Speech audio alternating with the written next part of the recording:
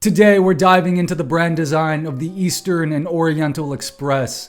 This train is an absolute legend. Owned by Belmond, a major player in the luxury world, this train had sat silent for 4 years, and now it's been back in full swing and looking better than ever. They brought in the team of Violaine Jérémy, and if you haven't seen it, I think you're missing out on some of the best brand design work the industry has to offer. Today, we're taking a look at the brand design of this train, why this work matters, and we're answering the question, is graphic design art? But before we get into it, I'm Ziggy the Designer. I'm a graphic designer who's worked alongside some of the world's biggest brands, including United Airlines, Target, and Stanford University. If you like what we're talking about on this channel, do me a favor by giving this episode a like, leaving a comment down below, and of course by subscribing. Let's get into it. Design is all around us, so let's talk about it.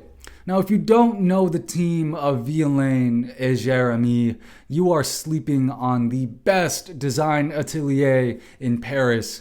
Founded by Violaine Orsoni and Jérémy Schneider, these two are design curators, right? They are multidisciplinarians. They are illustrators. They are typographers. And most importantly, they are storytellers. So let's look at their work for the Eastern and Oriental Express, a Belmond train that cuts through the heart of Malaysia. Belmond, owned by LVMH, the top of the luxury food chain, goes to Violaine and Jérémy and they say, we are relaunching the most iconic train in Asia. Brand it. And what did Violaine and Jérémy do? Well, they went to work. And what we end up with is a gorgeous, hand-drawn identity. We are looking at custom typography, right? They own a type foundry, VJ Type, and they went into their bag and pulled out a custom typeface, very reminiscent of their typefaces Dahlia and Euros. We're also looking at custom illustration.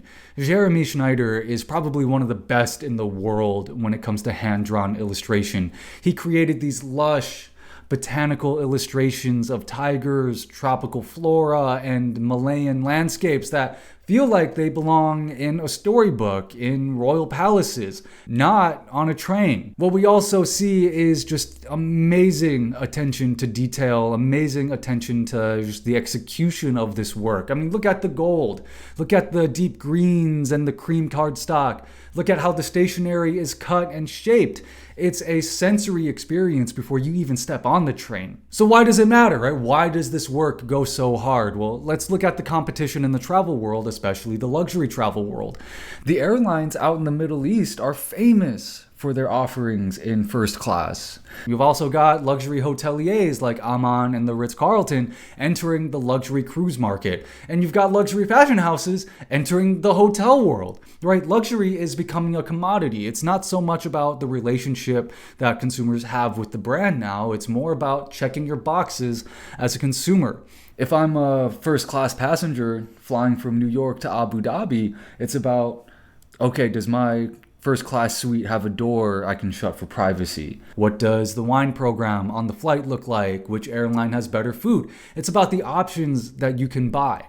But what you can't buy is heritage, is emotion, right? Violaine and Jérémy weren't trying to take this classic brand and design it for the modern day. They knew they had something special already, so it was more about designing something timeless here.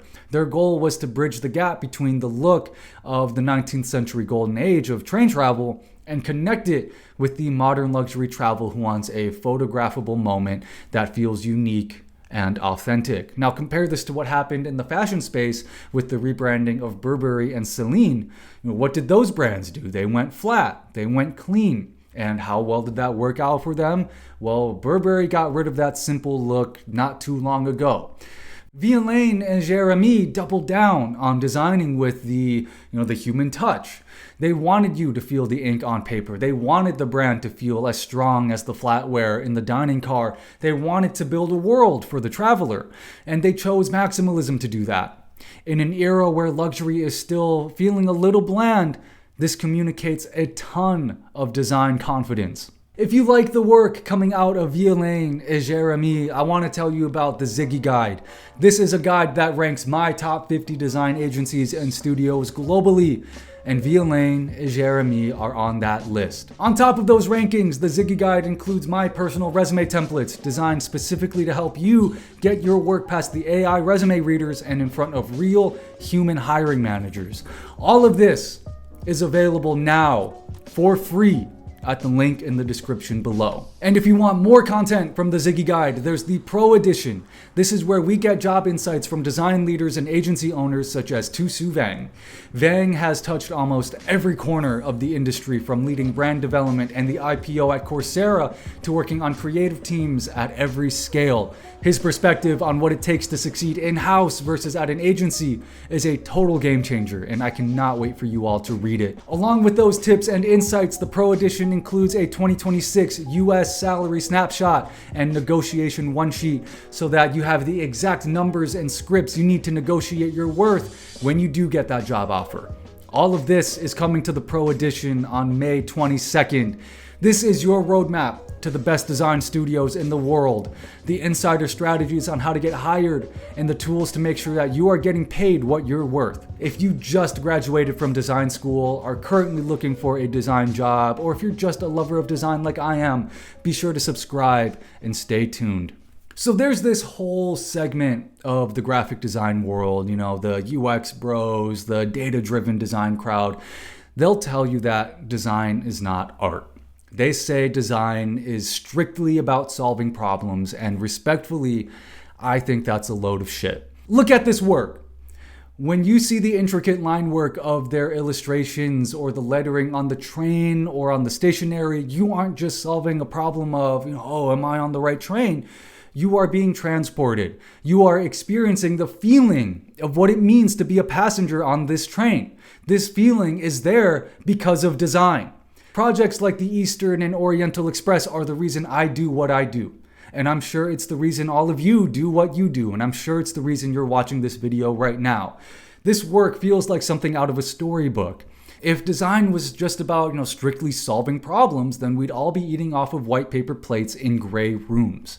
Violaine and Jérémy prove that design is about wonder. It's about the feeling, right? It's about making a 3-day train ride feel like a journey to another world.